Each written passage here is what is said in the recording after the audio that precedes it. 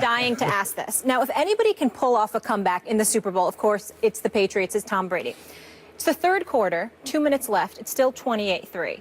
So I want to know what the conversation was at halftime and what was on your mind once you got deep into the third quarter and still hadn't had a touchdown. To be honest with you, there wasn't a lot said at halftime.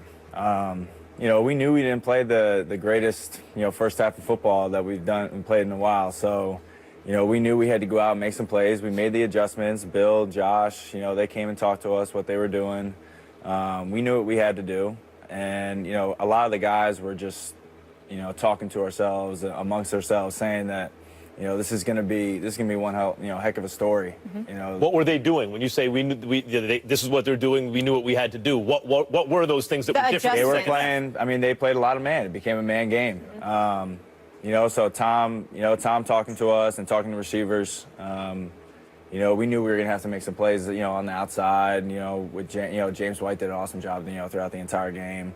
It ended up being a majority passing game. So. We knew we were just going to have to go out there and make some plays. Did you have doubts, though? At any point were you like, come on, how the heck are we going to do this? I'll say being a rookie, I think it was essential for me to look around at the leaders, such as Chris, and see their vibe. And when I say everybody's head was held high, nobody had doubted ourselves. We didn't think we lost the game.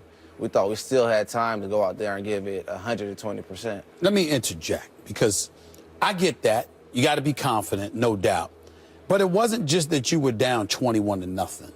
It was that pick six by Tom Brady, which had never happened. You trying to tell me even when that happened, y'all had no doubts whatsoever? It was tough. I mean, I'm not gonna lie. I mean, we were down the red zone twice, and we had a couple turnovers. That's tough. When you turn the ball over like that in a big game, I mean, your percentages go down.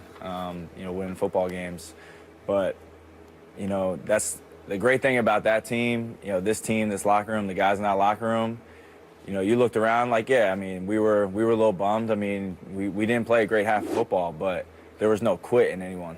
When Tom Brady, y'all said Tom came and spoke to y'all in the locker room at halftime, got the receivers. What exactly did he say to y'all? Yeah, go ahead. Well, I remember Tom coming to the receivers and telling us he's going to need us to start making some plays for him. And obviously, as a team, we needed to make plays all together. How does that work? Like, you look at Dion Lewis, had that big game where he catches one, he runs one back, he runs one in. Yeah. Then it's James White, right? Like, maybe Tom Brady. Was James White the MVP, by the way, real quick? Was he the MVP? Or Tom Brady says he was the real MVP. Was he the MVP of that game? He played awesome, I think, yeah. Yeah? So how do you do that as a New England Patriot? The culture is like team, and everyone's very disciplined in where they're supposed to be, but I imagine you need some ego to ball. And everyone has their day when they ball, and they must be feeling themselves. How do you balance that on that team? I need you guys to make these plays for me, and guys are making incredible plays, and yet remain disciplined enough to just do what you're supposed to do. I mean, I think that's just the culture of that locker room. Yeah. Everyone. I mean, everyone's gonna have their day. To make some plays, and James White, that was his day to make the plays, and Tom and him were on the same page the entire game, and it's just about that culture of just really, I mean, do your job and find a way to win, and I mean that's really what it is, to be honest with you. And all those guys are willing to do whatever it takes to win football games. Before we let you get out of here, I always hesitated to put Tom Brady #1 because I'm a Joe Montana guy. That ended Sunday. I think Tom Brady's the greatest quarterback I've ever seen. I mean, I'm done. I'm not fighting it anymore. I concede he's the greatest ever. I am sitting across from a man who says that your quarterback, who is the league MVP, I'm sorry, who's not league MVP, who is the Super Bowl MVP, your quarterback, Tom Brady, is going to fall off a cliff within the next 12 months. That's right. And he's not going to be what he is, which is the best. He doesn't really mean it. By the way, I already had him as the greatest quarterback of all time. I didn't need this Super Bowl to call him the greatest quarterback of all time. We're talking about the clip. But yes, in the next 12 months, and the reason I say it is no one's ever balled after the age of 41. It's no chance, man. The guy's a machine. I mean, I think he just keeps getting better, as he gets older. I mean, it's incredible to see how, what he's able to do.